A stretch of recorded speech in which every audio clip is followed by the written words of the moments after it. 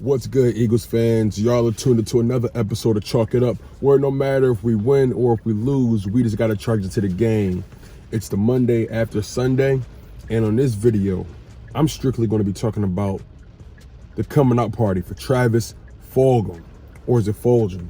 We're going to get this right, my brother, because right now, you're a Philly legend, bro. Your coming out party was off the chain. Let's be honest. I can't remember last time we've seen an Eagles wide receiver erupt for those kind of numbers.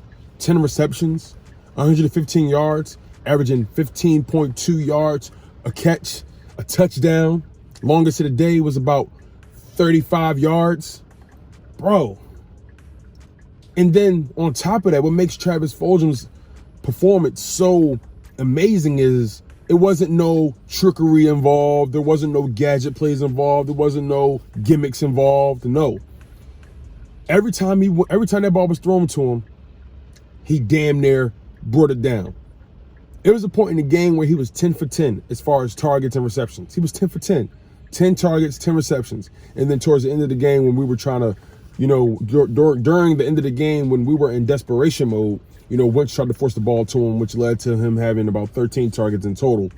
But for the most part, my man went 10 for 10, 10 targets, 10 receptions, 152 yards. That's crazy. We haven't had a wide receiver do that we haven't had an Eagles wide receiver since Jeremy Maclin. Yep. We haven't had a wide receiver go over 150 yards since Jeremy Maclin. And I think that was like in 2014. Seriously, the dude, Travis Fulgham, he's a gem. I'm so blessed that we found a silver lining out of this game and out of this season. I think we found somebody that we need to really nurture and get that ball to and give him the confidence and feed him. He built off of that San Fran game, having that big touchdown catch to win the game for us. And then he does what he does against the Steelers, the Pittsburgh Steelers. That defense is no joke, and Travis Fulgham did what he did. Now, my only problem, or my only fear, I guess you'll say, is what the Eagles are going to do with him moving forward. Now, we all know injuries are, taking effect right now.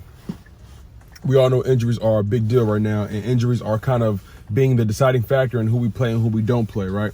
Now, my thing is, when Alshon Jeffrey comes back, because he is an Alshon Jeffrey type, in my opinion.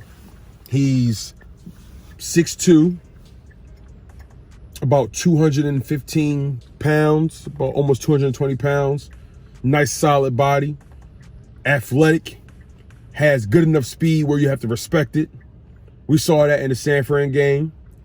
And we saw how he knows how to utilize his size in the Steelers game. Let's be totally real. Watching his catches all over, the dude was catching the ball any and everywhere in the field. He was catching it on the sideline. He was catching it between the numbers. He had comeback routes. You know what I'm saying? He had out routes on the side. Bro, the dude was just, everything that was coming to him, he was catching it. And that's what makes his performance so amazing. It wasn't fluky. Every ball wasn't the best ball. We all know who his quarterback is. But every ball wasn't the best ball. But at the same time, I feel like some of those catches Wentz say, you know what, I'm going to put the ball up and let him go get it. And he went and got it on multiple occasions. In my humble opinion, his best catch was the one between the numbers where he was in triple coverage, caught the ball over his back shoulder. Yo, Wentz laced that ball in there. I don't know how he did it, but Travis Fulgham finished the job with that catch, and I don't know how he did it. Expectations was supremely low for a guy like that. And he showed out, and he trying to show, listen, I'm here to stay. And I don't want the Eagles to get into this pocket again where they start nurturing these veterans and coddling them and, they sit Fulgham and bring back Jeffrey in that lead spot. My thing is Jeffrey got to come back and earn his spot. Fulgham did something he ain't never did in the Eagles uniform. Let's just be honest.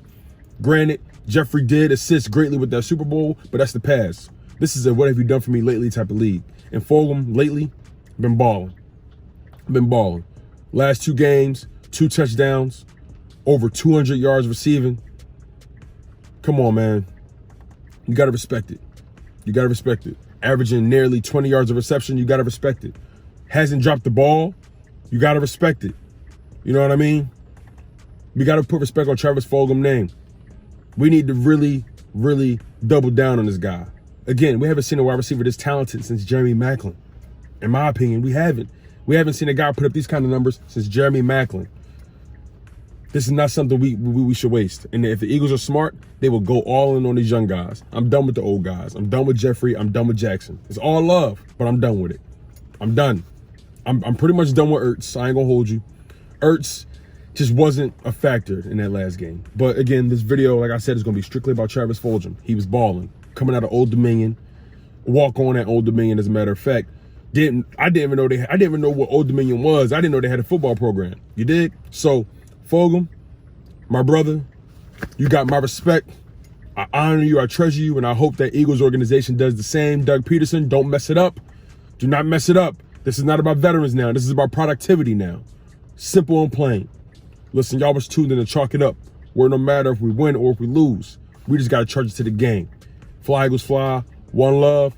And Travis Fulgham, welcome to the city, my brother.